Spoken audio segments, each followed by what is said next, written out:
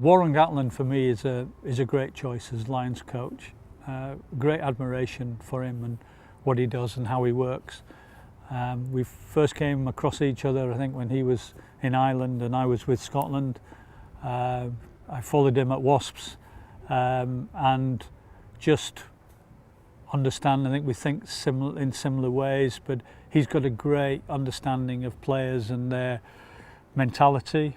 And back to chemistry and environment, he creates very good environments. I can say, in 2009, with him, Sean Edwards, Graham Rowntree, Rob Howley, there was a great feeling, great environment. We could talk to each other, where we planned things. It was very open. And I think, that's one of his huge attributes, that he gets players thinking the same way, and he gets the best out of players and out of support staff, and he challenges them. And he also knows, how important the Lions are to, for players in the four countries. Gat's being a New Zealander, I don't think makes any difference. He's coached Ireland, he's coached Wales, he's coached the club side in England. He's been here for probably 15 years or more in this environment, and he understands it, and he's very respectful of it and of the Lions. And strangely enough, I asked him if he'd speak to the players early on in the tour in 2009, and he said, no, not yet. He said, I haven't earned that right. For someone to have that understanding of what is required or what it means, I think says a lot about him and how he sees things. And he did speak to the players as a group in different ways and individually, but he did speak to them in the dressing room before the third test as well. And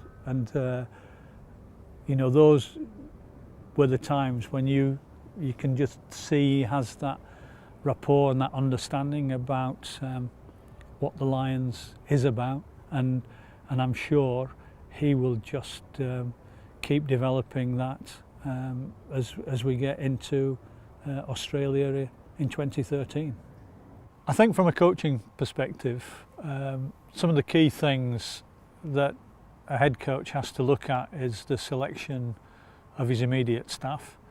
It might sound strange, but the management has to be right, so that it has the best and the highest standards of working practices and understanding that is shown to the players, because there isn't a huge amount of time for everything to fit together.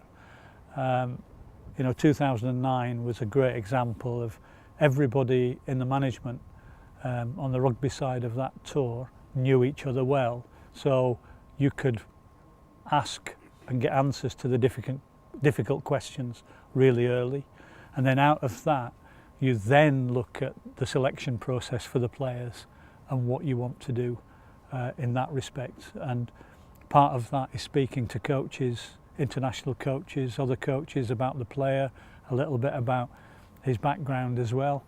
And then you get a feel for the chemistry of what you think will work.